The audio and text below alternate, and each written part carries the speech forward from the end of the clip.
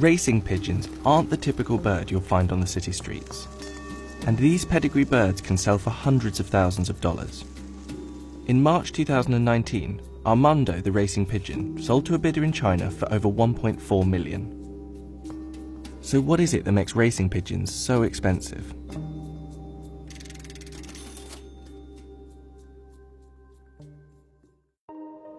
Pigeons are some of the oldest domesticated birds. They've been kept for thousands of years and used for food, sending messages, and entertainment. They're appreciated not only for their speed, but for their looks too. And there are over 800 breeds of pigeon, many bred specifically to be exhibited at shows. Messenger pigeons were used across ancient Egypt and Rome, and their high value isn't new. In his book, Natural History, the Roman author Pliny the Elder wrote that many persons have quite a mania for pigeons, building towns for them on top of their roofs, and taking pleasure in relating the pedigree and the noble origin of each.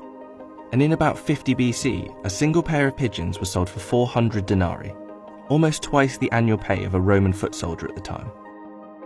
And right up until the invention of the telegraph in 1844, homing pigeons remained the fastest way to send messages across long distances.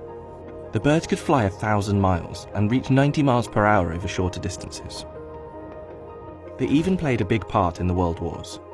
Thousands of pigeons were used in the First World War alone, and submarines, minesweepers and tanks often carried pigeons on board to send urgent messages back to base. Their role in the war wasn't limited to delivering messages though. In 1907, Julius Neubrunner, a German pharmacist who used the birds to deliver medicine, invented a miniature pigeon camera. And this camera was used briefly in the war for aerial reconnaissance.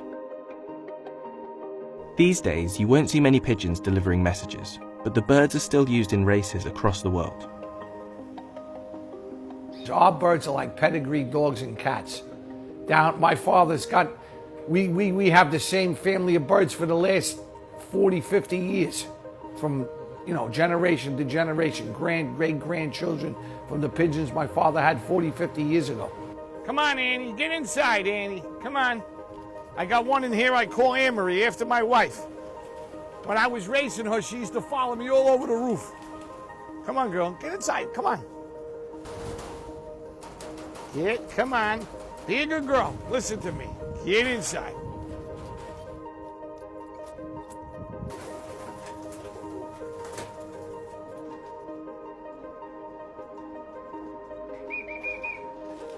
It was a simple thing to have down the garden. It was a way of racing. They used to gamble on them. Whereas if you had horses, took up room, was a lot more involved. You only needed a very small garden, a tiny loft, and you could raise pigeons. Anything else, you couldn't do it. And I think that's why it became so popular. After the war, the sport became a pastime of the working class and affordable to many. But in recent years, it's transformed. Its rising popularity in China and the huge surge in wealth there has led people to invest hundreds of thousands of dollars in the birds, and the prize money for winning some of these races can be equally high. Chinese bidders have spent millions of dollars on pigeons over the last few years, often buying them in from Belgium. And Armando's value rose to 1.4 million only because of a bidding war between two wealthy Chinese buyers. Despite reaching this record price, the bird is likely to never race again, and instead be used for breeding.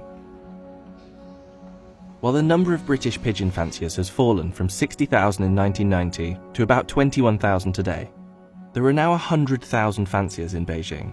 Taiwan alone has 500,000 fanciers, and these numbers are rising. The sport is even rapidly growing in Iraq, where a pigeon recently sold for $93,000.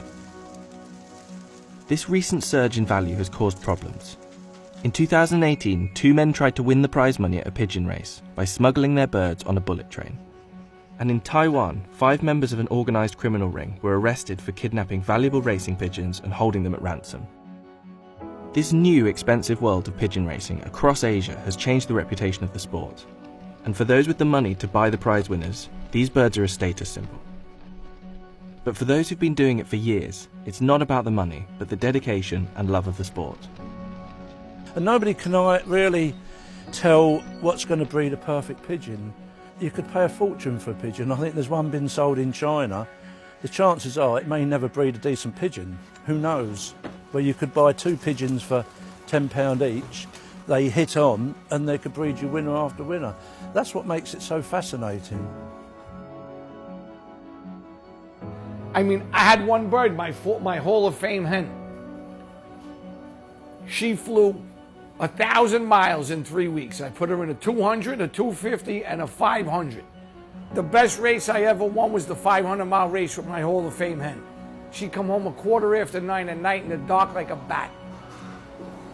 I'm waiting and waiting and waiting, and all I heard was the whisper of the wind. Boom, she hit the coop. I jumped out of my shoes.